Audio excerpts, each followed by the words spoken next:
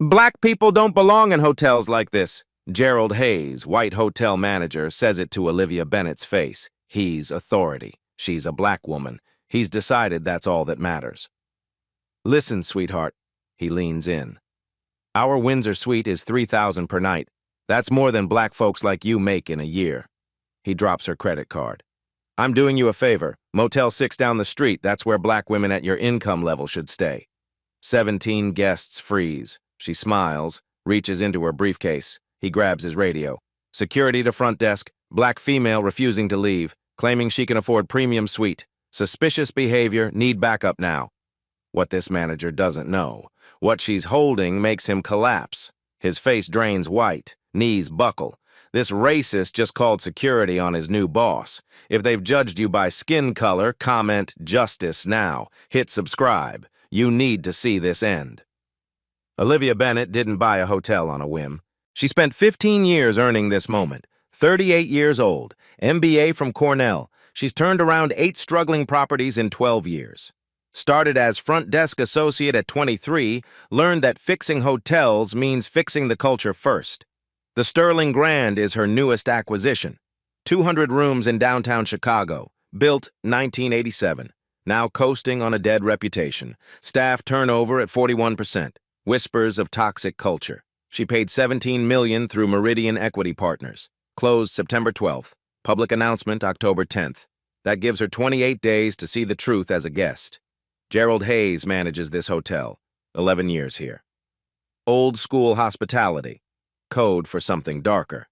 Olivia researched before signing. Found complaint logs going back 3 years. 6 complaints against Hayes, all involving guests of color.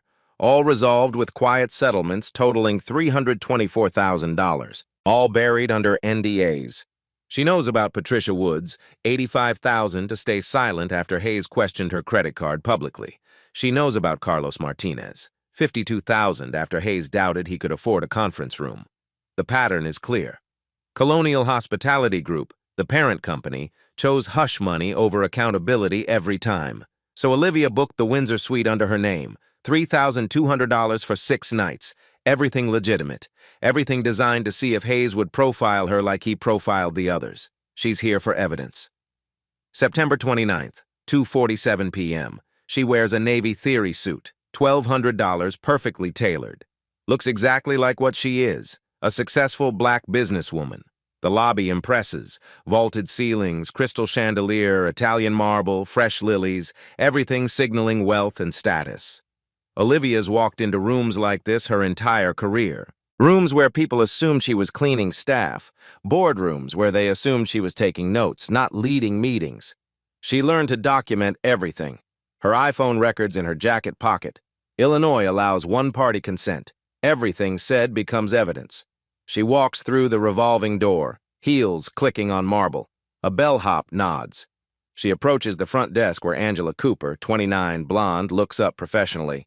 Then Gerald Hayes emerges from the back office.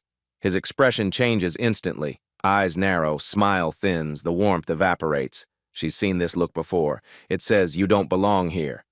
She reaches the counter, sets her bag down, smiles. "Good afternoon, checking in. Olivia Bennett."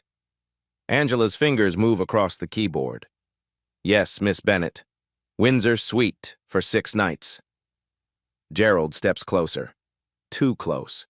Cologne overpowering, voice carefully controlled. "Is there something I can help you with?" Not a greeting, a challenge. Olivia keeps smiling.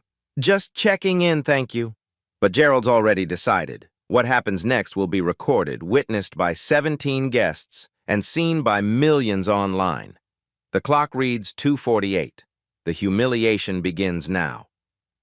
"Are you sure you have a reservation?" Gerald asks it while staring at the screen showing Olivia's name.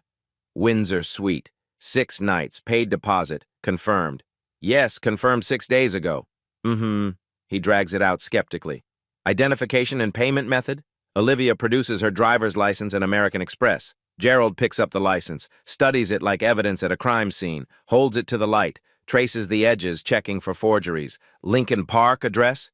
He says it like an accusation. "That's correct. And you're paying with this card?" The Amex sits right there. The question makes no sense. "Yes, as indicated in my reservation. He examines the card, flips it, checks the signature. This black woman's credit requires more scrutiny than any white guest's ever has. What brings you to Chicago? Angela shifts uncomfortably. This isn't standard procedure. This is interrogation. Business, hospitality consulting. His eyebrow raises. Disbelief. And you're staying 6 nights in our Windsor suite? Alone? That's correct. No company booking, no corporate account, personal travel. The lobby's filling, 3:15 crowd. A couple waits behind Olivia impatiently. A businessman glances up from his phone. 3 women near concierge pause their conversation. And who are you meeting here? I'm sorry? Who are you meeting? Each word deliberate. A woman doesn't book a $3,000 suite without a reason. The implication, sex work, scam, something illegitimate. I'm not meeting anyone. Property assessments. Property assessments. He mocks it. Which properties? Various Chicago hotels. Interesting. He picks up the desk phone. Doesn't dial.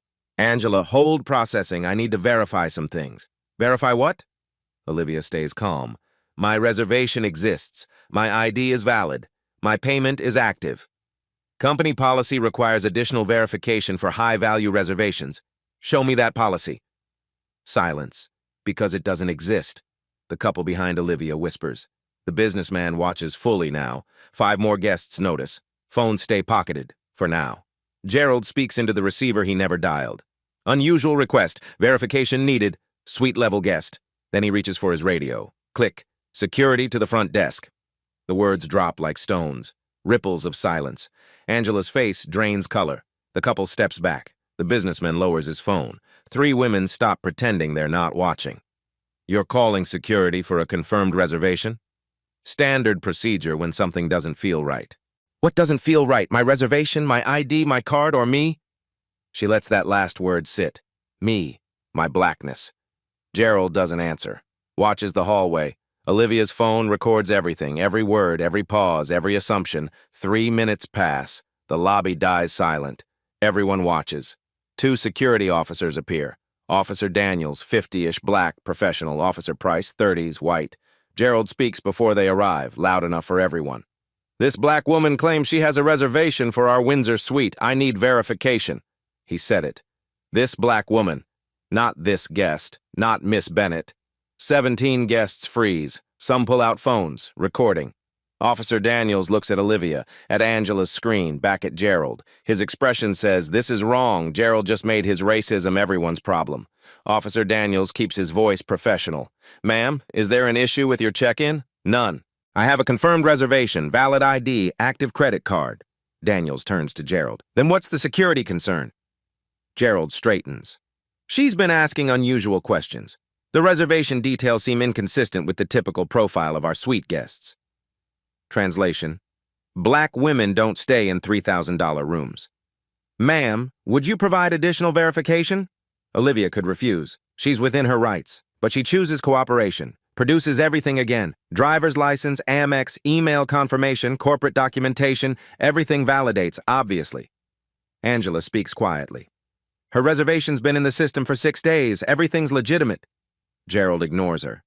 I need her escorted to the back office for private discussion. Code. Remove her from public view. The lobby's transformed into theater. Guests stopped moving. The couple backed up to seating. The businessman recording openly. 3 women abandon pretense. More phones emerge. 5, 7, 10. This goes online within the hour. Everything checks out, Daniels says. His tone carries weight. End this. Gerald doubles down. I'm the general manager. I'm exercising my authority. Escort her to the back office, now. Power move. Pure intimidation. Daniels exchanges a glance with Price. This is wrong. This is racist. This will be a lawsuit. But Gerald signs their paychecks. Ma'am, would you step aside with us momentarily? Olivia sees a black man caught between conscience and employment. She nods. Temporarily. They walk to a small office. Price leads. Gerald follows. Olivia walks between them. Not handcuffed, not restrained, but escorted like a suspect. Every guest watches a professionally dressed black woman removed for checking into a hotel. Someone near elevators. This is messed up. Is she arrested? No, just checking in. Then why? Murmurs spread. Discomfort ripples. Nobody stops it. The back office is small.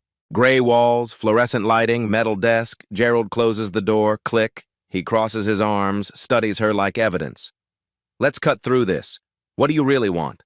Working? Meeting a client? Running a scam? Sex work? Prostitution? Fraud? That's what black women with expensive reservations must be doing. Olivia sits, calm. I want to check into Windsor Suite, room 412, my reservation. That's $3,200 per night. I'm aware. $19,000 for 6 nights. Yes. And you're paying with this. 2 fingers on her card again. My American Express Platinum. Yes. Gerald sets it down. I don't believe you're a legitimate guest, said plainly. No more code. Daniels closes his eyes briefly. That's legal evidence. On what grounds? Manager discretion. 2 words. The same 2 used to bury 6 complaints. The same 2 that cost Colonial $324,000 in settlements. The fluorescent hums. Air conditioning rattles. Sir, Daniels tries. Everything checked out. Her ID is valid. Payment active. Reservation exists. No legal basis to refuse service. I've made my decision. I'm refusing service based on suspicious behavior and inconsistent guest profile. Said it, out loud, with witnesses.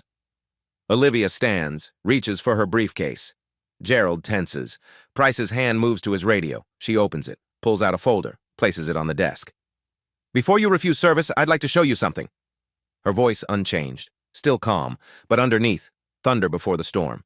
Gerald looks at the folder. Confidence wavers. What is this? Open it. He flips the cover. First document. Acquisition agreement. Sterling Grand Hotel. September 12th, 2024. Purchaser. Olivia Bennett. Equity. 67%. His eyes scan. His brain processes slowly. Color drains from his face. Literally drains. Pink to white in 3 seconds. His mouth opens. No sound. Daniel sees a man's world collapse. Gerald's hand shoots out, grabs the desk edge, knuckles white. His knees buckle. Price moves forward, ready to catch him. Gerald's breathing goes shallow, rapid, chest heaving. Sweat beads form instantly. He tries. Can't. I don't. He reaches for the chair. Misses. Stumbles. Price grabs his elbow. Sir? Price looks concerned. Need to sit? Gerald collapses into the chair. Face gray. Green tinge at edges. Nausea visible. Olivia watches. Doesn't smile. Doesn't gloat. Sir, need medical attention? Daniels asks. Gerald shakes his head weakly. Hands tremble, breathing shallow. Olivia places the second document. Email from Colonial. Subject, welcome to ownership team, September 12th. CC'd to all department heads, including Gerald Hayes. You received this 3 weeks ago. You skimmed it. Didn't read the name. Gerald stares, hand shaking. Third document. Her reservation, Windsor Suite. Olivia Bennett. I booked this to experience how your staff treats guests. You've given me quite an education, Mr. Hayes. Gerald tries to stand. Legs won't support. Sits back hard. Miss Bennett, I didn't... You were just what? Following protocol where you question black guests? Silence. Heavy. You're suspended. Effective immediately. Pending investigation into discrimination complaints. You're not... My equity stake says otherwise. I'll call Thomas Bradford in 5 minutes. Clear your desk. Gerald sits trembling, sweating, career ending in a windowless office. Olivia walks out, head high. Gerald emerges 30 seconds later, face pale, gait unsteady. Walks past 17 guests who watched him call security. Holy shit! Did you see his face? I recorded everything. Gerald doesn't look up. Heads to back offices where his career used to be. Angela hands Olivia her key card, barely containing awe. Windsor Suite, 4th floor. Enjoy your stay, Miss Bennett. As elevator doors close, Olivia finally exhales. Point proven. Real fight starts now. The elevator rises. 1, 2, 3, 4. Olivia leans against brass railing, adrenaline draining. Her hands stayed steady the entire time. 15 years of proving she belonged taught her that. The Windsor Suite, $19,000 for 6 nights. Gerald didn't think she could afford it. Gerald was wrong.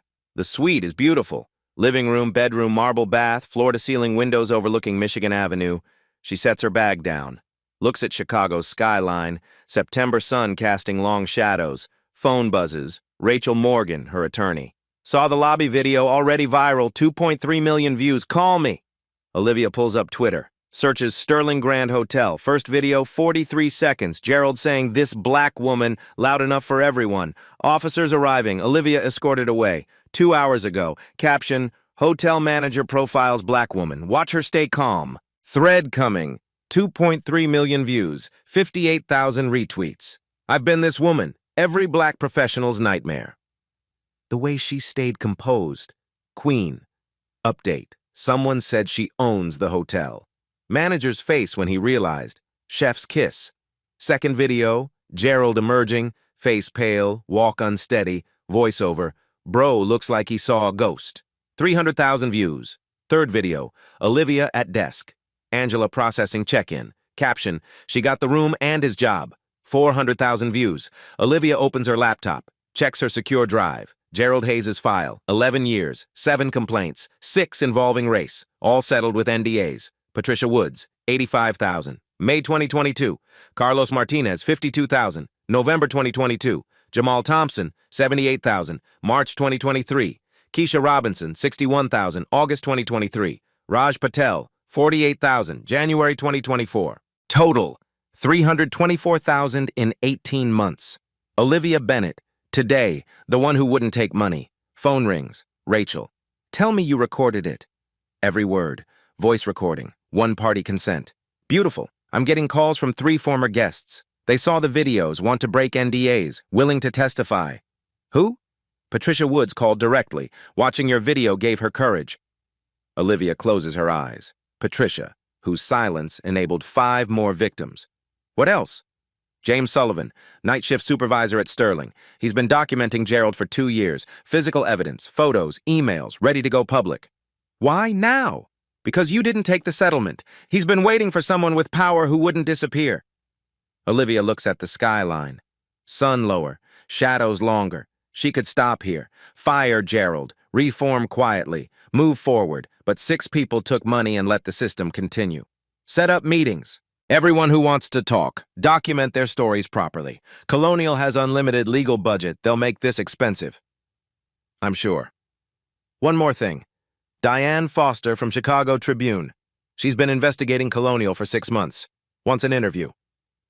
Olivia thinks about Gerald's face. His assumption she couldn't afford this room, couldn't own this building, couldn't have power over him.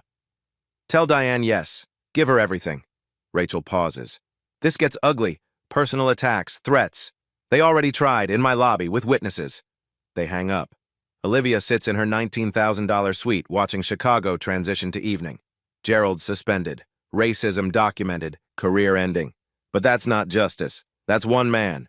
Justice is Colonial answering for $324,000 in hush money. Justice is 47 hotels changing policy. Justice is the next black woman not getting questioned. That's the fight. Olivia Bennett just declared war. Every racist isn't an anomaly. Every anomaly excused becomes a pattern. Patterns leave receipts. September 30th, morning after. Olivia wakes to 400 messages. The lobby video has 15 million views. Hotel manager calls security on black woman. She owns the hotel, trends nationally. Everyone has opinions. Olivia ignores them. Opens laptop, calls Rachel. We need to go deeper. Gerald's a symptom. Agreed. I've subpoenaed Sterling's employment records. You can authorize as owner. Do it. Everything from 5 years. By noon, Rachel delivers the first batch. Olivia spreads files across the Windsor Suites dining table. Employee Incident Report #2021-047, March 2021. Black male guest questioned. Hayes called security anyway. Resolution, internal coaching. Employee Incident Report #2022-034, May 2022. Patricia Woods. Hayes questioned credit card publicly. Settlement, $85,000, NDA signed, file sealed, first sealed settlement. First time Colonial chose money over accountability. 6 documented complaints in 4 years. 3 with settlements totaling $324,000. 3 with internal coaching producing no change. All 6 complainants, people of color, pattern established. Phone rings, unknown number. Miss Bennett? James Sullivan, night supervisor at Sterling. I need to talk about Gerald Hayes, about what I've documented. They meet in the hotel business center at 3 p.m. James is 31. White, nervous, carries a thick folder. I've worked here 4 years. Watch Gerald profile guests constantly. Reported up the chain. HR said I was oversensitive. Corporate told me to mind my business. He opens the folder. So I documented everything myself. 127 pages, printed emails, screenshots, photos of handwritten notes, witness statements from 12 staff, signed, dated, notarized. This is Gerald's watch list. James slides over a photo. Notepad in Gerald's handwriting. Names with coded descriptors. AAF, solo, suite. HM, cash payment, suspicious. AA means African American, James explains. H means Hispanic. Watch these guests more carefully. Olivia's jaw tightens. He kept this at the desk. In his office. I photographed it 6 months ago. More pages. Email chains Gerald to HR. From Gerald Hayes to HR Director date, March 17, 2023. Subject. Guest situation resolved, handled Thompson's situation discreetly. Guest was insistent, but financial resolution achieved. Recommend maintaining current standards. Translation, paid Jamal Thompson to go away. Let me keep profiling. From HR Director RE. Guest situation resolved, acknowledged. Legal will process. Going forward, loop in regional management before escalating to security. Translation, keep doing it. Be quieter. Corporate knew, Olivia says. Corporate encouraged it. James pulls another document. This is the smoking gun, internal memo. September 20th, 2024, 9 days before Olivia's incident. From Thomas Bradford, VP Operations, Colonial Hospitality 2, all general managers, 47 properties. Subject, guest experience standards, enhanced verification protocols. Effective immediately. GMs authorized to implement discretionary verification for reservations outside typical customer profile. Standard verification applies to first-time guests, non-corporate bookings, high-value reservations without established loyalty, guests whose presentation appears inconsistent with suite-level accommodations. Olivia reads it 3 times. Presentation inconsistent with suite-level accommodations, that's code. That's permission, James says. Corporate told every GM, profile guests who don't look wealthy. It's systemic. Phone buzzes. Diane Foster, Chicago Tribune. Can we talk? I've been investigating Colonial for 6 months. You have the platform. Let's expose this. Olivia meets Diane at a coffee shop. Diane's 44.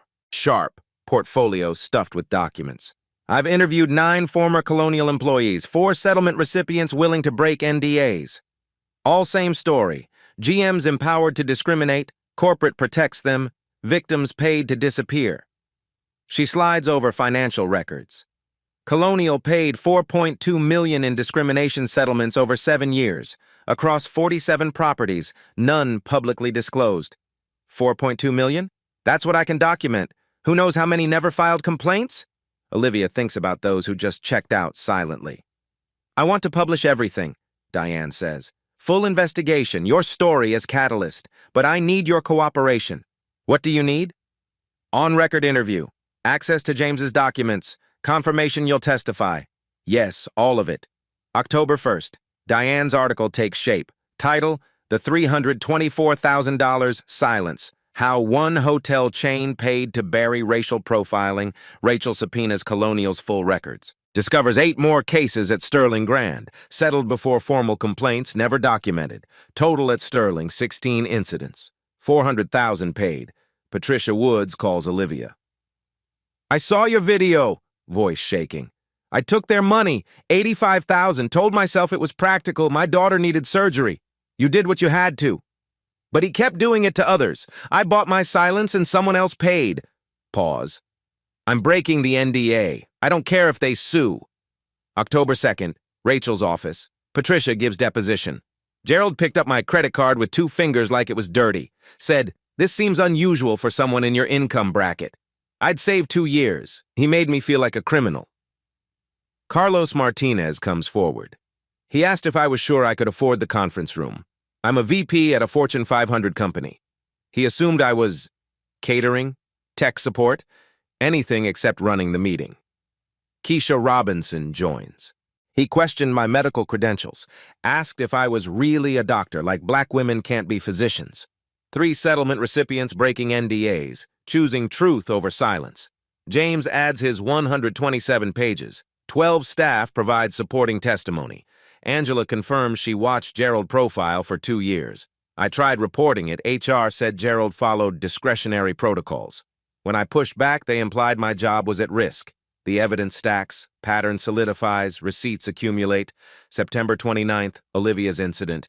Video documented, 17 witnesses, 15 million views. September 20th, corporate memo authorizing discrimination, 2021 to 2024. 16 incidents at Sterling. 400,000 in settlements, 2018 to 2024. Colonial nationwide, 4.2 million, 47 properties. Systematic policy. This isn't Gerald being racist. This is Colonial empowering racism, protecting racists, paying victims for silence. October 3rd. Thomas Bradford, VP of Colonial, calls. Miss Bennett, we need to discuss this privately. I don't do private conversations about public discrimination. Gerald followed established protocols. His suspension is premature. We're prepared to offer resolution. What resolution? Reinstate Hayes with training. Provide you $250,000 for improvements. Joint statement about mutual misunderstanding. Translation. Take money. Stay quiet. No, Olivia says. You're making a mistake. We have significant resources. Legal teams will protect our brand. I have something better. Receipts. She hangs up. The counterattack begins. But Olivia has 16 victims, 4.2 million reasons, and a journalist about to publish everything. Silence ends now. The system doesn't go quietly. It hires lawyers, spins narratives, reminds you what you have to lose. October 4th, Colonial Hospitality Group releases a statement. We take all allegations seriously and have launched a comprehensive internal review. Mr. Hayes has been placed on administrative leave. Colonial Hospitality is committed to exceptional service to all guests regardless of race. We have zero tolerance for discriminatory behavior. We are cooperating fully with Miss Bennett during this transition. Zero accountability. Zero acknowledgement of pattern. Zero mention of 4.2 million. By noon, the counter-narrative begins. Hospitality Insider publishes, New hotel owner creates controversy days into acquisition. Anonymous quotes, clearly from Colonial. She conducted a sting operation on her own staff. Questions arise whether this was legitimate or orchestrated for publicity. The spin. Olivia's the problem. She provoked Gerald. She's inexperienced, aggressive, seeking a lawsuit. Victim becomes villain. Gerald Hayes hires an attorney, paid by Colonial's insurance. They send cease and desist to Diane Foster. Our client demands cessation of your planned article. Publication constitutes defamation. Mr. Hayes followed established protocols in good faith. Characterization of racial bias is false and actionable. They're threatening everyone. Journalist, settlement recipients, anyone who speaks. October 5th. One of Olivia's equity partners calls an emergency meeting. Richard Morrison, 63, old money, uncomfortable with controversy. This is bad for business. Hotels.com rating dropped. Bookings down 30%. Corporate accounts canceling. Because I exposed racism? Because you made it public. You could have handled this internally. Instead, you're starting a war. They spent $4.2 million covering discrimination. I don't care. My investors want returns, not controversy. This publicity kills bookings. Settle with Hayes. Settle with Colonial. Move forward. And let them keep discriminating at 46 other properties. Morrison leans back. That's not our problem. Your crusade costs us money. I'm pulling funding if you don't resolve this by October 10th. 5 days. Settle or I sell my stake. He leaves. The threat hangs. Olivia checks numbers. Morrison's right. October reservations down 28%. November cancellations totaling 190,000. Fighting racism is expensive when racists control the narrative. October 6th. Personal attacks begin. Social media harassment, doxing attempts. Home address posted on alt-right forums. Phone number leaked. Hundreds of threats. You people always play victim. Race baiting for attention. Go back where you came from. Death threats vague enough to avoid charges but specific enough to frighten. Her assistant quits. I'm sorry, I can't handle the harassment. Old colleagues distance. Professional contacts suddenly too busy. Nobody wants association with controversy. Isolation crushes slowly. Pressure from all sides. October 7th. Colonial plays their trump card. Gerald Hayes gives Fox News interview, coached, rehearsed, sympathetic. I've dedicated 25 years to hospitality. If my actions offended Miss Bennett, I sincerely apologize. I was doing my job. I follow the same protocols for everyone. Interviewer. Do you believe this is about race? I think Miss Bennett had an agenda. She walked in looking for a problem. Pause. Sad eyes. My career's destroyed over a misunderstanding. My family's suffering. Masterful manipulation. Gerald becomes sympathetic. Olivia becomes aggressive. Local news covers both sides. Hotel manager or target, debate continues. Shows Gerald's interview. Olivia's video. Experts debating whether managers have discretion. False equivalence. Racism versus protocol. Truth drowns beneath both sidesism. October 8th, 11 p.m., Windsor Suite. Olivia sits alone. Legal documents she can't afford. Hate mail that won't stop. The cost of speaking truth. 14 missed calls, half harassment, half press, none support. Financial dashboard shows red everywhere. Revenue down, bookings down, morale down. Fighting costs everything. Phone buzzes, her mother. Baby, is this worth it? You're losing everything. Is it worth it? She thinks about Patricia's voice. I took the money, and he kept hurting others. She thinks about 16 victims who took settlements and disappeared. She thinks about the next black woman who'll face the same profiling. She could settle. Take Morrison's advice. Save her business. Gerald's face flashes. His assumption she couldn't afford the room. His confidence calling security. His shock when reality shattered racism. That shock needs to be permanent. Olivia types email to Diane. Publish everything. I don't care about threats. I'll testify. Whatever it takes. Send. Another to Rachel. They want to fight. File complaints with Illinois Attorney General, EEOC, DOJ. Full investigation of Colonial's corporate practices. Send. She's about to lose investors, lose revenue, possibly lose her hotel. But staying silent costs more. Tomorrow tests that theory. There's a moment in every fight where you ask, am I strong enough? October 9th, 1:30 a.m. Can't sleep. The Windsor Suite costs $3,200 per night. Gerald said people like her don't stay here. Now she owns it and can't afford to keep fighting. Irony tastes bitter. She stands at floor-to-ceiling windows. Chicago sleeps below, lights glowing in darkness. Beautiful. Indifferent. The AC hums, distant elevator dings, city noise muted through glass. 15 years climbing. Every room she proved she belonged twice as hard. Every promotion questioned, every success whispered. Affirmative action, quota hire, lucky. And still, Gerald saw her and decided. Threat. Phone sits on marble counter. 43 hate messages since midnight. Stopped reading at 20. Financial reports reviewed 4 times. October revenue down 31%. Corporate accounts canceling. Sterling Grand's reputation tanking because she refused silence.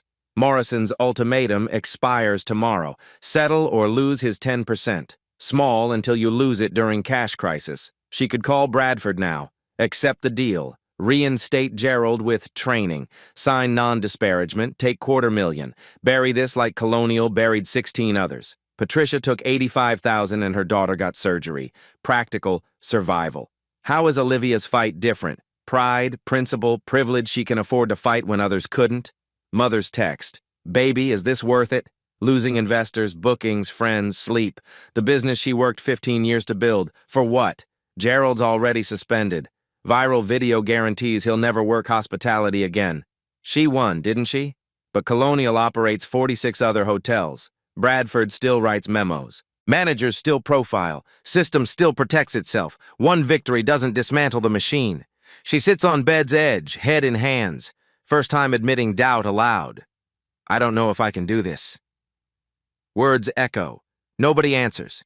She's carrying 16 sterling victims, $4.2 million of victims nationwide. Every black woman questioned in a lobby. Every professional treated like a criminal. She's carrying all of them, about to drop them. Maybe Morrison's right. Maybe fixing one hotel is enough. Maybe systemic change isn't her responsibility. Maybe survival matters more than justice. Laptop shows bank balance. Legal fees, $78,000. Rachel's retainer, another $50,000 needed. Lost revenue, climbing, math doesn't work, fight costs more than she has. She lies on 1,000 thread count sheets, stares at ceiling, remembers why she bought this hotel. Not profit, purpose. Because at 23, a manager said she didn't look like management material. Because at 31, a client asked if she was really the lead consultant. Because she walked into rooms her whole life and watched people decide she didn't belong. She bought this to prove something, to herself, to Gerald, to everyone who saw her skin and saw limitation. But proving something doesn't pay bills. Phone buzzes. 1:44 a.m. Email from James Sullivan. Subject. You're not alone. 12 of us ready to go on record. Public testimony. Names attached. We've been waiting for someone who wouldn't take money and disappear. You're that person. Don't stop. We need you because we can't fight alone. Second email. 1:45. Patricia Woods. Subject. I broke my NDA talk to Tribune today. If Colonial sues, so be it. Tired of silence. Watching you refuse to take it gave me permission to speak. Thank you. Don't give up. For the next person. Third email. 1:48. Diane Foster. Subject. Article goes live tomorrow, 6 a.m. publication. Front page. This gets loud. Brace yourself. Thank you for not backing down. Olivia reads twice. Not alone. Never was. 12 staff risking jobs. Patricia breaking legal agreement. James documenting 2 years waiting for backup. They've been carrying this alone, waiting, until now. This isn't about Olivia's pride. It's about 12 voices finally able to speak. About Patricia choosing truth. About the next black woman being treated like she belongs. Can't do this alone. But she's not alone anymore. Olivia stands, walks to window. Chicago, still glowing. Texts Rachel. I'm in, whatever it takes. Texts Diane. Publish everything. Texts James. Thank you. Tell the others, together. Sets alarm for 6 a.m. Tomorrow article breaks. Tomorrow colonial silence ends. Tomorrow the buried dig back. Fighting alone is impossible. Fighting together just became inevitable. Silence protects systems. But when 12 voices speak at once, silence shatters. October 9th, 6 a.m. Chicago Tribune homepage refreshes, front page.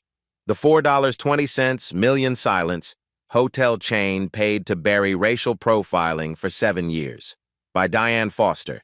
Colonial Hospitality Group operates 47 hotels nationwide. Between 2018 and 2024, the company paid $4.2 million to settle discrimination complaints, none publicly disclosed. The Sterling Grand incident isn't an anomaly. It's a pattern. 4,300 words, fully sourced, devastating. Patricia Woods' testimony. They paid me to disappear. I took the money because my daughter needed surgery. But Gerald Hayes kept profiling black guests after I left. My silence enabled that. James Sullivan's documentation, photos of Gerald's watch list, emails between corporate and GMs, the September 20th memo authorizing discriminatory verification protocols, financial records, 16 incidents at Sterling Grand, $400,000 in payouts. Similar patterns at 12 other colonial properties. The corporate memo reproduced in full. Guests whose presentation appears inconsistent with suite-level accommodations. 7 a.m. The article goes viral.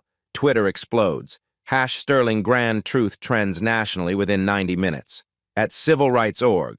This is systemic racism with a paper trail. $4.2 million paid to maintain discrimination. 87K retweets at Black professionals. Every black person knows this feeling. Now there's proof it's policy, not paranoia. 124K retweets. The lobby video resurfaces with new context. 18 million views. Comments shift. This wasn't one racist manager. This was company policy. $4.2 million, they knew. They paid to keep doing it. 8 a.m., James Sullivan posts on LinkedIn. I'm the whistleblower in today's Tribune investigation. I documented Gerald Hayes' discrimination for 2 years. I'm done being silent. 14,000 reactions in 3 hours. Comments pour in. I worked at a colonial property in Atlanta. Same thing happened. Former Houston GM here. Corporate encouraged discretionary standards. That's code. 12 staff members from Sterling Grand changed their LinkedIn headlines. Standing with Olivia Bennett. No more silence. Angela Cooper posts video. 30 seconds. Voice shaking but determined. I watched Gerald Hayes profile guests for 2 years. I reported it to HR. They told me to stop causing problems. I'm sorry I didn't speak louder, but I'm speaking now. 600,000 views by noon. 9 a.m. Organizations mobilize. NAACP Chicago. We stand with Miss Bennett and demand full investigation of Colonial Hospitality Group's discriminatory practices nationwide. Chicago Hotel Workers Union. This is why we need stronger protections. Workers shouldn't face retaliation for reporting racism. National Black Business Coalition. We're calling for boycott of all colonial properties until comprehensive reforms are implemented. Corporate travel accounts react. 3 major companies suspend bookings at colonial properties pending investigation. 10 a.m. Former colonial executives come forward. Michael Stevens, retired regional VP. I left Colonial in 2019 because leadership refused to address discrimination seriously. This has been a problem for decades. Competitor hotels distance themselves. Marriott. We maintain mandatory bias training quarterly and transparent complaint processes audited by third parties. Subtle, clear. They're throwing Colonial under the bus. 11 a.m. Financial pressure mounts. Colonial's parent company, publicly traded, sees stock drop 6%. Shareholders demand emergency board meeting. Major clients pause contracts. Tech conference relocates. Medical association cancels. Law firm ends corporate travel agreement. Boycott works fast. Noon. Olivia's phone explodes with support. Thank you for not taking the money. My son was profiled last month. Seeing you fight gives us courage. I took a settlement 5 years ago. Wish I'd fought like you. Richard Morrison, the investor who threatened to pull funding, calls. I was wrong. I'm staying. I'm sorry I doubted. 1 p.m. GoFundMe appears, started by a stranger. Support Olivia Bennett's legal fight against hotel discrimination. Goal, $50,000, raised, $132,000 by 3 p.m. Olivia donates it all to civil rights legal defense funds. 2 p.m. Gerald Hayes' support crumbles. His attorney releases statement.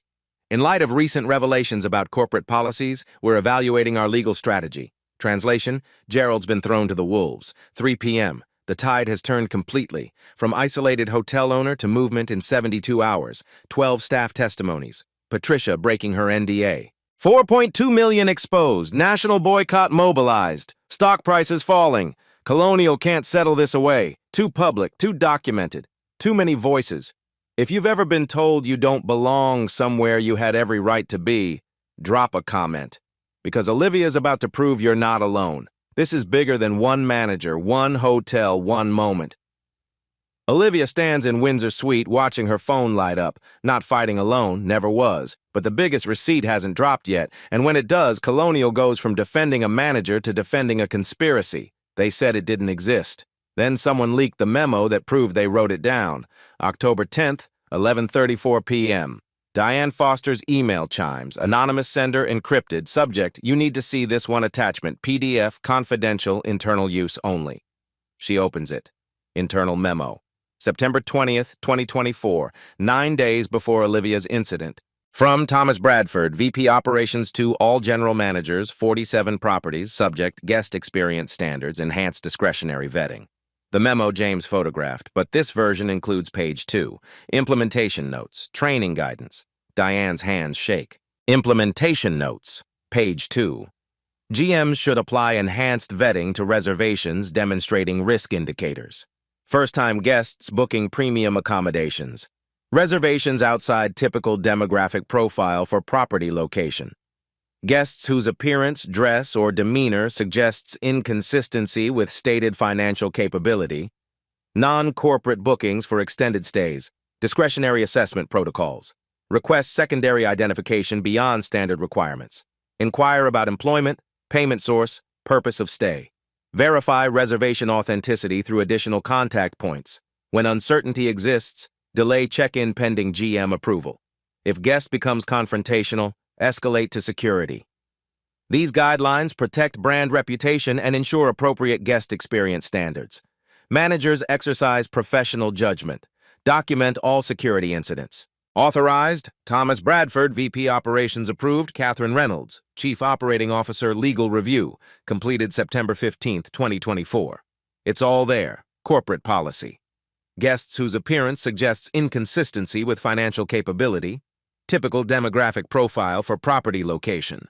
Coded language for question Black guests, Latino guests, anyone who doesn't look wealthy enough. And it's not just Bradford. The COO approved it. Legal reviewed it. This goes to the top.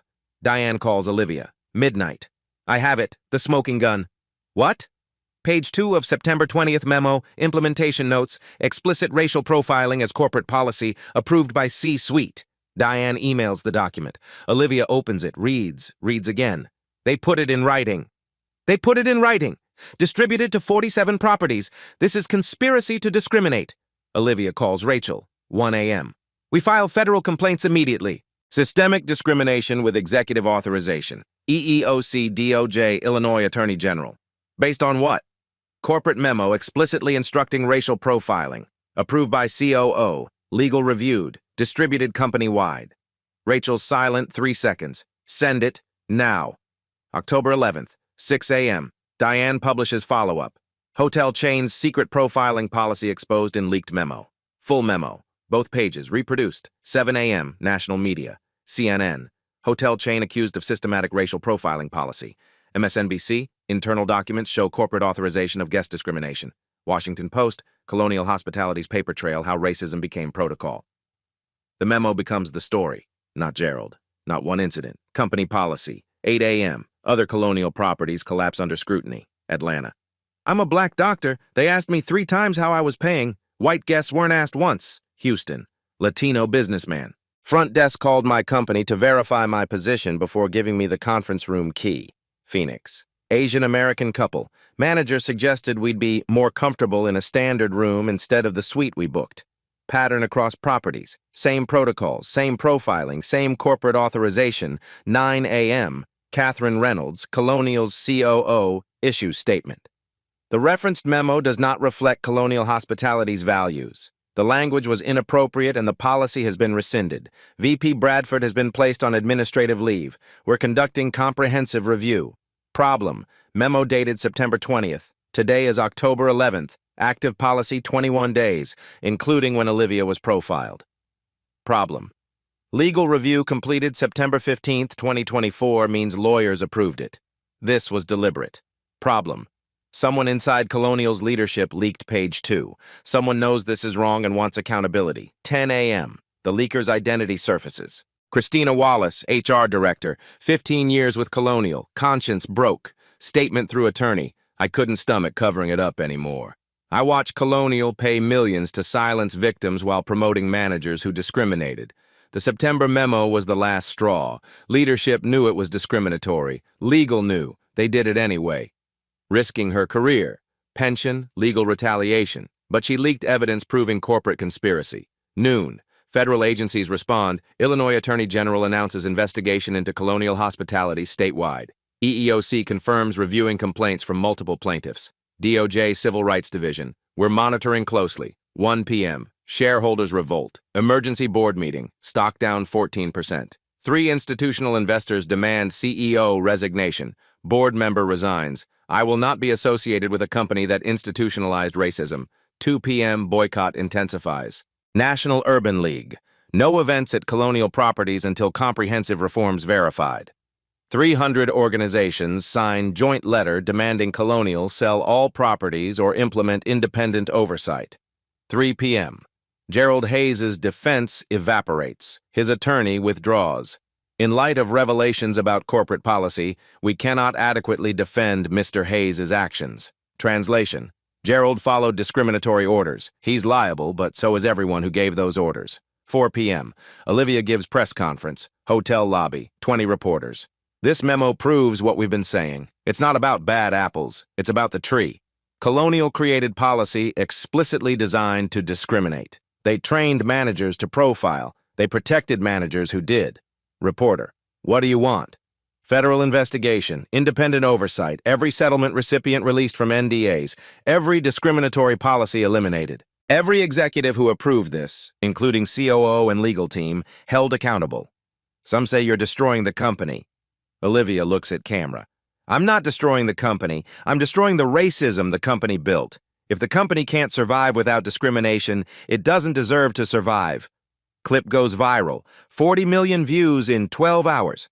5 p.m. Colonial Board announces CEO Catherine Reynolds resigned to pursue other opportunities. Translation? Fired. VP Thomas Bradford terminated for cause. 3 regional directors on administrative leave. Purge begins. 6 p.m. Olivia sits in Windsor suite. Exhausted, vindicated. The memo changed everything. Corporate conspiracy proven, paper trail documented. They wrote it down, now everyone can read it. Justice isn't just coming for Gerald Hayes. Justice is coming for everyone who signed that memo. Accountability isn't a backroom settlement. It's standing under oath and answering for what you did. October 12th, 10 a.m. Chicago City Council Chambers, Business Affairs Committee special hearing. 83 people pack the room. Media fills back rows. Cameras line walls, streaming live. 40,000 watching. Alderman Keisha Robinson, chair, gavels open.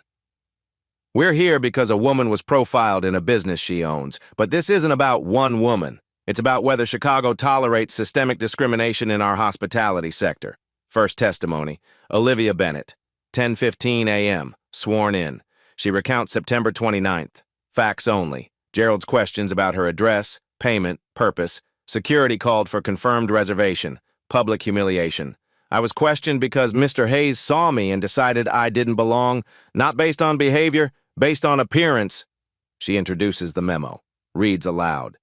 Guests whose appearance suggests inconsistency with suite-level accommodations. I'm a black woman in a business suit with confirmed reservation and valid credit. What about my appearance was inconsistent besides my skin? Chamber goes silent. 6 people before me settled, took money, disappeared. I have privilege of ownership and resources. I'm fighting for those who couldn't. Second testimony, Patricia Woods, 10:35 a.m., hands trembling, voice strong. Gerald Hayes made me feel like a criminal. He held my credit card with 2 fingers like it was dirty, said it seemed unusual for someone in my income bracket. Pause, collects herself. I took $85,000 to stay quiet. Worst decision, not because of money, because people kept getting hurt. How many more Patricias took money and disappeared? Third testimony, James Sullivan, 10:50 a.m., presents 127-page documentation. Photos, emails, witness statements. I documented because no one in corporate would. They'd settle, forget, repeat. I'm a white man. When I reported discrimination, I was told I was imagining things. Imagine what black staff felt. Describes Gerald's watch list. Corporate encouragement, culture of silence. Fourth testimony, Gerald Hayes, 11:10 a.m., subpoenaed, attorney beside him. Gerald looks diminished, gray, defeated. Alderman Robinson, Mr. Hayes, did Miss Bennett exhibit suspicious behavior September 29th? She was asking questions. What questions? About elevators, suite amenities, normal guest questions? Long pause. Yes. Then why call security? Gerald looks at attorney. Attorney nods. I had a concern. Based on what? Silence. Based on what, Mr. Hayes? Instinct. That word, instinct. Bias admitted under oath. Robinson leans forward. Instinct based on what factor? Gerald says nothing.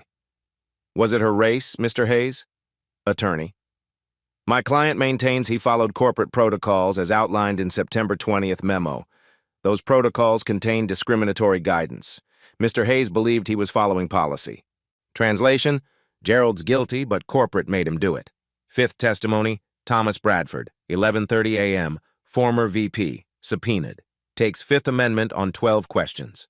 Who approved September 20th memo? Fifth Amendment.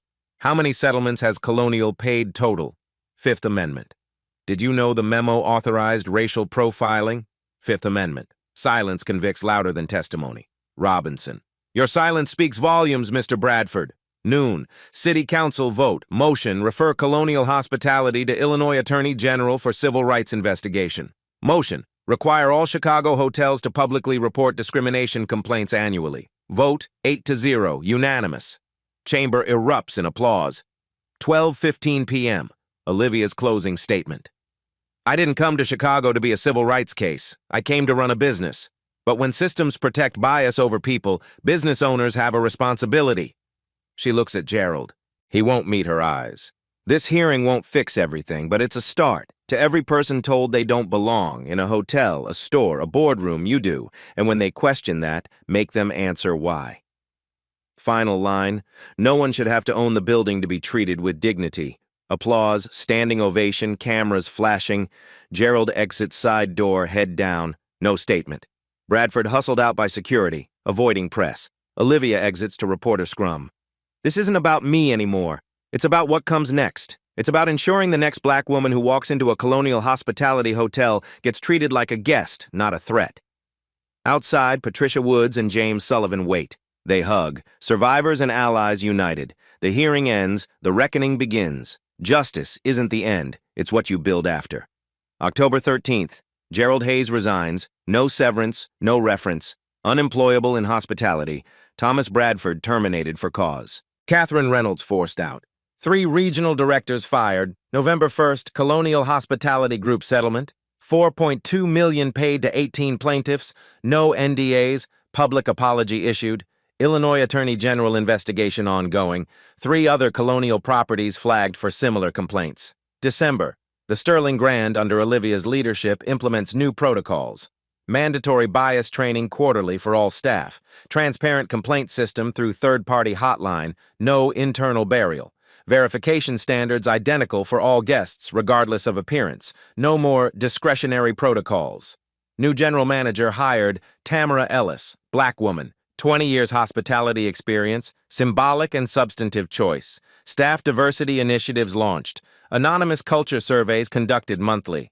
Zero tolerance policy for discrimination, enforced without exception. January 2025. Chicago passes city ordinance requiring hotels to publicly report discrimination complaints annually. Data transparency becomes law. Hotels can no longer bury incidents. Colonial Hospitality, under federal pressure and facing DOJ scrutiny, implements nationwide reforms across all 47 properties. Independent oversight board established with community representatives. Annual civil rights audits required. Mandatory diversity training expanded from quarterly to monthly for management. Other hotel chains preemptively update policies. Nobody wants to be the next Colonial Hospitality. Industry-wide change triggered by one woman's refusal to stay silent. The Sterling Grand thrives under new leadership. Bookings up 23% year over year. Staff retention highest in company history. Guest satisfaction scores improve by 31 points. Reviews emphasize welcoming atmosphere and professional, respectful service. Patricia Woods finds new purpose. Partners with NACP to counsel victims of hospitality discrimination. Helps others navigate the system she once feared. Turns her pain into advocacy. James Sullivan, promoted to Assistant General Manager, oversees implementation of new protocols, trains incoming staff on recognizing and preventing discriminatory behavior. His documentation becomes case study in hospitality management courses nationwide. Angela Cooper leads diversity and inclusion training for new hires. Her testimony inspires other frontline workers to speak up when they witness injustice. Olivia Bennett becomes national advocate, speaks at hospitality industry conferences about building inclusive workplace cultures. Guest lectures at Cornell's School of Hotel Administration. Consulting practice expands to help other properties address systemic bias. She still owns the Sterling Grand, still walks through those doors. Now they see a leader. They see change. They see what accountability looks like. Gerald Hayes' instinct was racism. Olivia Bennett's instinct was justice. Professionalism without accountability is oppression in a suit. Real change requires receipts and the courage to make them public. One woman refused to take the money. 12 employees found their voices. $4.2 million in buried shame came to light, and an entire industry was forced to look at itself. The system tried to silence her. The system lost. If this story moved you, if you've ever been told you don't belong in a space you had every right to occupy, share it. Comment below where you're watching from and what justice means to you. Hit subscribe because these stories matter. These voices matter. Next time someone decides your worth based on your skin color before you open your mouth, remember, documentation is power. Solidarity is strength. Your dignity is non-negotiable. Hold the door open for someone who's been told they don't belong. Stand with them.